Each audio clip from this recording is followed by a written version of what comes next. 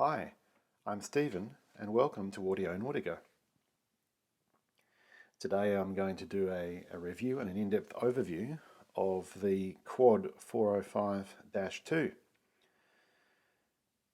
This amplifier is from the early to mid-80s. The 405-2 is a later version of the 405. Basically it's a modification in the circuit that allowed it to drive lower impedance loads. But apart from that, it's more or less the same as the 405. Looks the same, circuit is basically the same.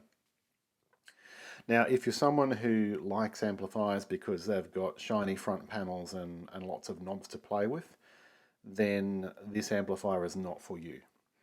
If, on the other hand, you want an amplifier with great performance and works wonderfully well as an amplifier, then this could be the amplifier for you. This amp was used across a broad range of applications, but it was commonly used by the BBC in broadcast trucks hooked up to a pair of monitors, perhaps a pair of Rogers LS3/5As. So it needed to work all day, and you needed to be able to listen to it all day without getting fatigued. And so this amplifier is famous for being able to do that. I've been listening to it for the last couple of days on my JBL studio monitors. This amplifier is rated at 100 watts per channel. If you look at some of the stuff on the internet, you'll see that people do say that it runs hot. As you can see, it's designed to deal with heat, and you'll get a better idea for that when we strip it down. I was running it at average listening levels on my JBLs. They are very efficient speakers, 93 dB efficient speakers, but this heatsink was only just getting very slightly warm. No heat at all. I wouldn't have been able to drive it at high power with my JBLs because it would just be too loud. My room starts rattling and the windows start shaking. So, but certainly I'm very impressed with what it was able to do in terms of power. It obviously is a 100 watt amplifier as it claims to be. In terms of the sound, people say that it has a mellow sound. Look, I didn't find it exceptionally mellow, but that's probably because I myself prefer mellow sounding amplifiers. I normally use a valve amp. And my favourite solid state amp is the Leak Stereo 70, which has a very mellow sound. So I think it's probably a case of very mellow versus moderately mellow. Initially, I thought that perhaps the treble was a little bit bright, but I think I've recanted on that position because I put it through some tests of some music tracks that I have that I know are very challenging in the treble, in terms of that if an amplifier is going to give you fatigue, then you will notice it with those particular tracks. So this is with soprano kind of vocals, high soprano vocals, and I wasn't fatigued in listening to those tracks, whereas I have been fatigued with other amplifiers, and in the end had to get rid of an amplifier because it couldn't handle those tracks without fatigue. And I've been listening to it now for a few days on my JBLs. I think it gives a full, well-rounded sound. Good bass, not what you'd call super punchy bass. This is it's not a fast amplifier by any stretch of the imagination, but I would say a good all-round performer. In terms of what was special about this amplifier when it came out is that it has a Class A driver stage, and then its power amplifier, it uses an early form of feed-forward error correction. So basically it measures the error between the Class A stage and the output, and so then you end up with an error signal, which is crossover distortion from the finals. And that error is fed back to back to the input op amp, and hence it's cancelled out. So if we have a look here, this is from the service manual, and this is a simplified diagram of this dumping scheme, is what Quad calls it. So the correction mechanism is what they call current dumping. Essentially, it's dumping a bit of extra current into the final stages to cancel out the error. So they actually call the driver stage, they call them the dumpers, even though it's actually providing all of the power. And so this stage here is the Class A stage, and then here we have our input op amp. So remember the use of op amps. This is early 80s, so this is quite revolutionary technology for its day. And so it basically allows you to come up with an amplifier that has high power with much lower error, much lower distortion, crossover distortion, than it otherwise would have had. So now let's have a look at the amplifier itself. If you're looking for controls, or as I mentioned before, pretty knobs to play with, well, there aren't any. On the front, there's a heatsink and there's a red LED. That's it. Then around on the back, well, technically there is one control. It's the voltage selection. That's the only control on this amplifier. So there's your power in, IEC power connection. There's your speaker outs, and there's your line in. Most of the units had a DIN connector here. I suspect this one has been changed after the fact. I believe the very later models probably came with RCAs.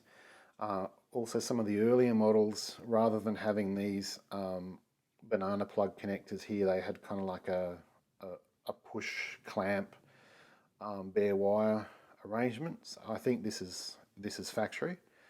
And then the very later 405s, they had a rocker power switch. So there's no power switch on this, and I think the voltage selection was actually built into the fuse.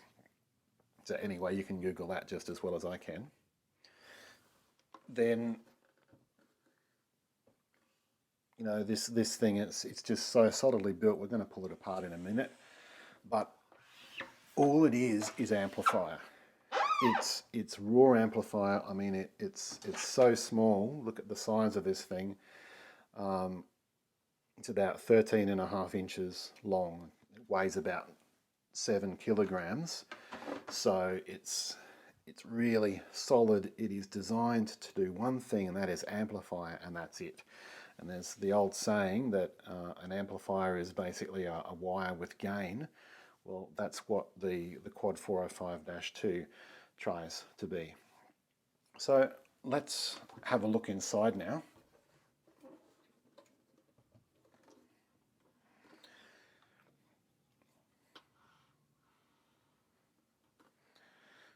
Two screws to remove the lid. Interesting that all of the screws are flat blades.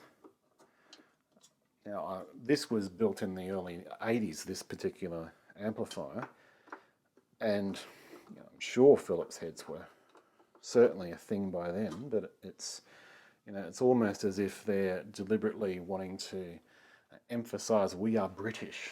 We will stick with flat blades, thank you very much.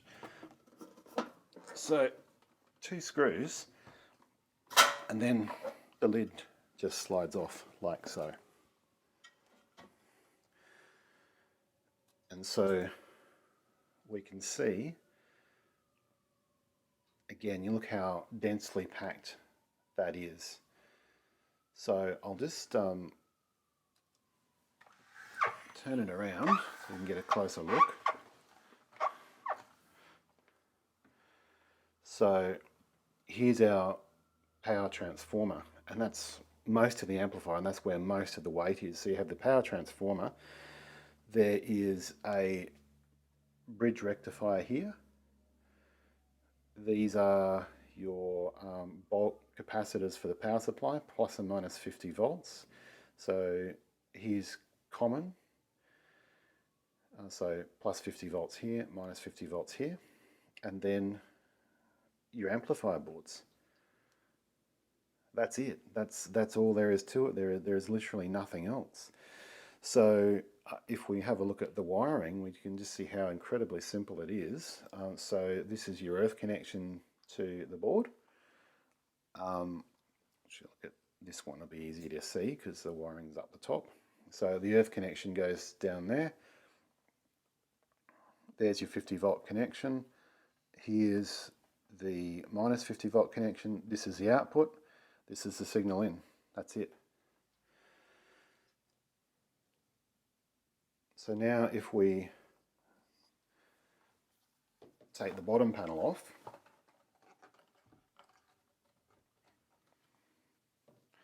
four screws for the bottom panel.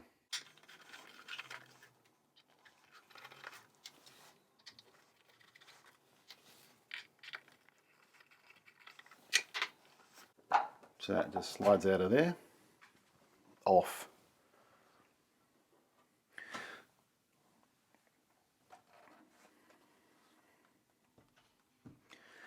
And now, so you can see that the whole thing is built around this chassis. So there are three screws that hold this side plate on. So I'll take the side plate off just so that you can see.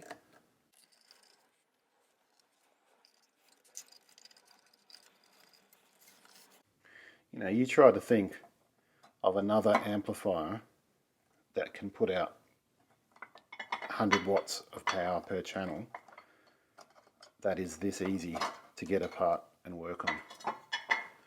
So then this nice die cast aluminium plate just comes off, and so the amplifier is still completely intact electrically. We haven't done anything electrically to it, but you can access the entire rear of the board if you needed to meter things out, diagnose, debug what's going on with this board. So now there are four screws that hold this board in. So I'll just take this board out so that we can have a closer look at it.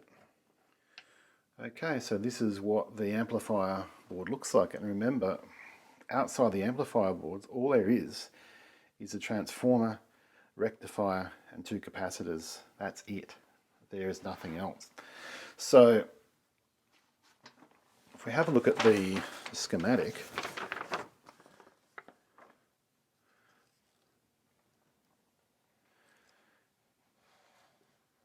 there is just so little to this amplifier. That's the entire amplifier, one channel.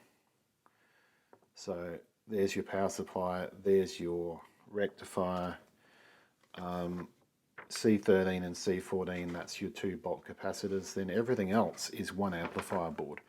So over here we have our op amp and our so-called current dumpers are here and here, and our driver transistors are here and here, and that's basically all the meat. There's not too much else to it. So if we look at the actual board, here's our op amp down here, a couple of Zener diodes that make the supply rails to drive the op amp. The sub-voltage rails are fused on both negative and positive. There's sort of like these little sub-boards here which are potted. And so then here are our driver transistors, and then here's our current dumpers, our finals. Interestingly enough, this particular unit, it has these copper brackets in between the finals and this very nice aluminium bracket. The other units that I saw on the internet don't seem to have this copper bracket. I don't really know why, but anyway, this one does. So there you are. And then, as you can see, this nice aluminium bracket, which bolts with 4 screws straight to the chassis, straight to the heatsink, and the heat goes straight out there. So really just a very compact. I'm not sure what they could have done to make it any more compact. But this has been an in-depth tour, in-depth overview of the Quad 405-2. I hope you've enjoyed it. Please subscribe to my channel. If you have enjoyed this video, give me a thumbs up and leave me some comments down below. I look forward to seeing you on the next one. Bye for now.